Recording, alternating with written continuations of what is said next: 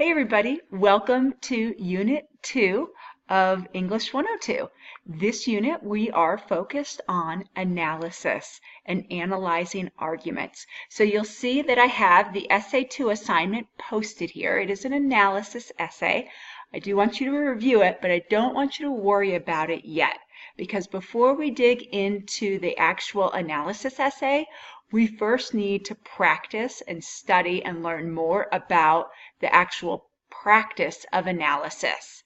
And a lot of students really struggle with this because they're so used to summarizing and providing a summary of a source that they really struggle to click into analysis mode. So before we actually get into writing that essay for your own argument, we're actually going to practice a little bit and lay some groundwork for analysis. So you'll read chapters 1 and 4. Chapter 4 in particular is really important for our work because it talks about the different strategies that authors use to make arguments. So not only are we going to analyze these strategies, but we're also going to eventually employ them in our own writing. So it's really important that we understand the strategies that create an argument, and then that we be able to analyze how other authors have done that. So you'll see in our discussion board this week, it's a little bit of a change up from the original schedule.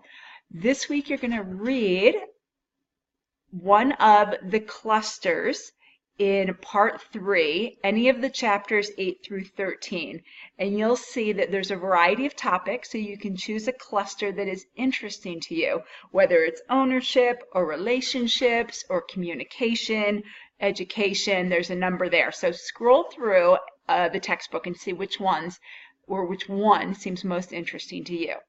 And then you'll read the 4 essays in that cluster and then analyze the strategies used by that author in their argument.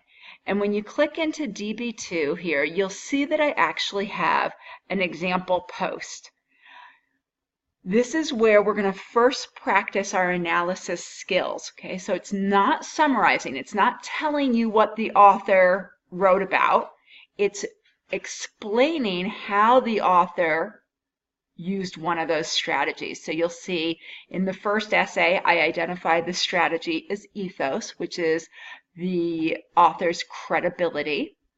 And I provide a quote, which is the evidence. I'm a 22-year-old woman who recently earned her bachelor's degree in women's study, and soon I'll be earning a master's degree in marriage and family therapy. Now, the analysis piece isn't just repeating or summarizing what she said, it's actually looking at how she applied ethos through that textual evidence. So you can go ahead and read my analysis, and I've done that for all 4 essays in Cluster 1 of Chapter 9. So this provides an example. Again, we're looking to analyze, explain how the author used that strategy, and not summarize what the author actually wrote about. So that is analysis. Now, you will be practicing that in discussion board 2 this week.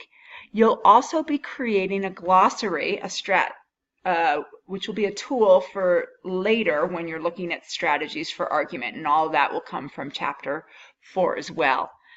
Next week, just to give you a heads up, you'll actually be writing an analysis essay, practice analysis essay based on the cluster and your post from discussion board 2 this week. So know that the work you do in the cluster this week in discussion board 2 will actually pay off really well as you craft an analysis essay for that cluster that you're reading next week. So again, one step at a time. Don't worry about essay 2 itself yet. Don't worry about your cluster analysis essay, but at this point, just really focus on that skill of analysis where we're identifying a strategy, we're offering textual evidence, and then we're explaining how that evidence represents that strategy. If you have any questions this week, feel free to reach out. I'm here to help, and I'm really looking forward to help you guys move into analysis and away from summary. So have a great week, and we'll see you soon.